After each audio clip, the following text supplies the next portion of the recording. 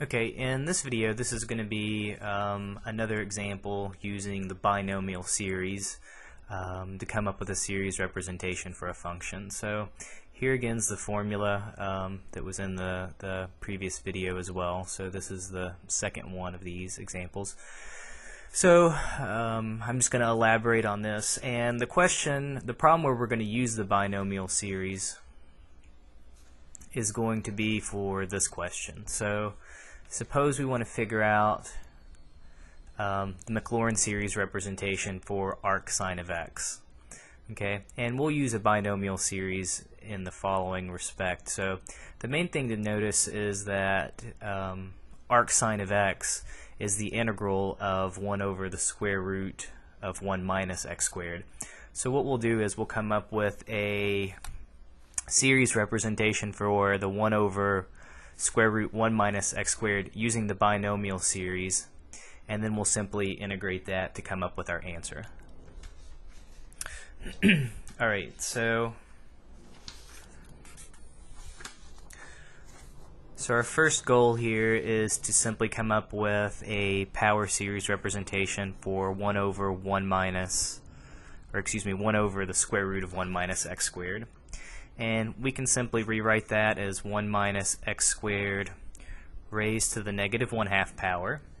And if you want to be completely explicit about it, you can write it as 1 plus negative x squared raised to the negative 1/2 power.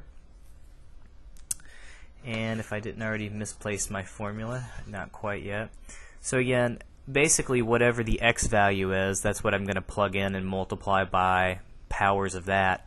And then my k power, that's going to be my coefficient, and then I just take 1 away with that. So the pattern we're going to get when we expand this function out using that binomial series, again, this negative 1/2 is going to be my k value in the formula, and then the negative x squared, I'm just going to replace the x in the original formula with this negative x squared. Okay, so if we expand this out, let me see if I can't squeeze some of them in here using that binomial series. I'm going to get 1 plus negative 1/2 times negative x squared, and then I'm going to have plus a negative 1/2. Then I have to take 1 away. I'll get negative 3/2 over 2 factorial, and then again I'll now multiply this by negative x squared quantity squared, and then let me see if I can't squeeze one more term in there. So then I'm going to have plus negative 1/2, I'll take 1 away, I'll get negative 3/2, I'll take 1 away, I'll get negative 5/2, all over 3 factorial. Again, I'll have my negative x squared, but this time it'll be raised to the 3rd power, and then it should just continue on.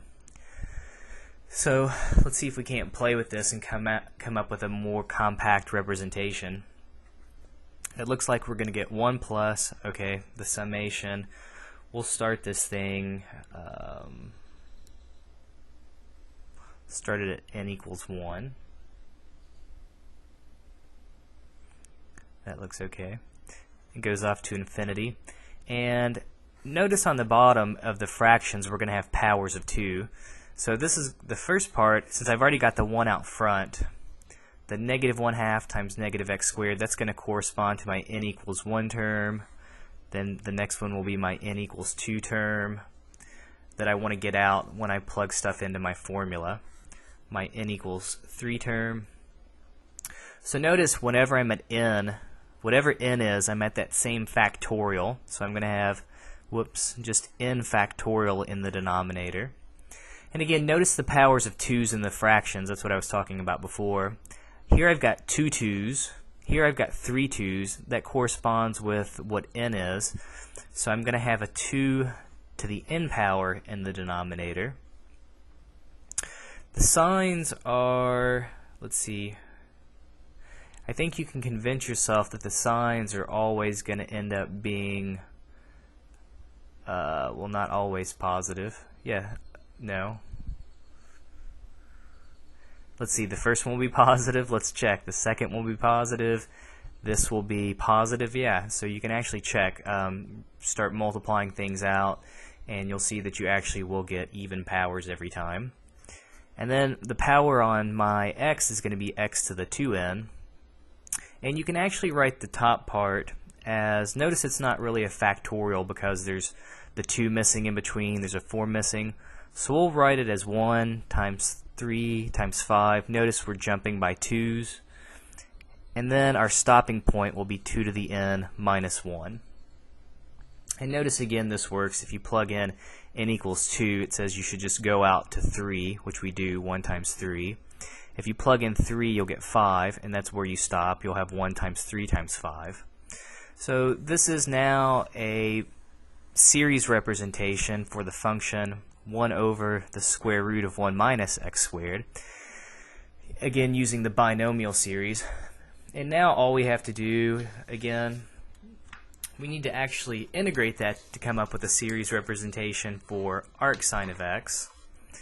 So arcsin of x is the integral of 1 over the square root of 1 minus x squared. So equivalently, that means we have to integrate this power series that we just came up with. So 1 plus the sum from n equals 1 to infinity. I'll have my 1 times 3 times 5 up to 2n minus 1. And then in the denominator of the fraction, again, we'll have our 2 to the n times n factorial. And then we have x raised to the 2n power. Okay, so if we integrate this is actually easy enough to integrate. If you integrate the one term, you'll simply get an x. And then remember, to integrate a series, you basically just treat all of this stuff out front. It all depends on n. You can almost think about that as being a constant. So that stuff just remains in the problem. And then I have my 2 to the n times n factorial. And on my x, well, if I add a power, if I add 1 to the exponent, I'll get x to the 2 to the n plus 1 power, but we'll have to divide by that. So I need to stick a 2 to the n plus 1 in the denominator. And I should tack on a plus c value. So, and in this case, we're going to want to solve for this arbitrary constant c as well. And if you recall, I'm kind of running out of room here. Try to squeeze it all in here. If you plug in 0 for arcsin, recall that arcsin of 0 is 0. And if you plug 0 onto the right side of this series, you'll get 0 plus the summation from 1 to infinity. But who cares about what the constant is? If you plug 0 in for x, you're just going to get a bunch of zeros. So actually we get 0, this will all turn into 0, so c equals 0. So finally we now have our series representation for arcsin of x. Again, it's x plus the series from n equals 1 to infinity. On the bottom, we have our 2 to the n plus 1 power, 2 to the n times n factorial, and then in the numerator, 1 times 3 times 5, up to our stopping point of 2 to the n minus 1. We've got x to the 2n, and again, our c value in this case is just equal to 0. Alright, I hope this made a little bit of sense here. Sorry for kind of getting things cut off a little bit, but that's the basic idea. Again, just another example of how you can use the binomial series.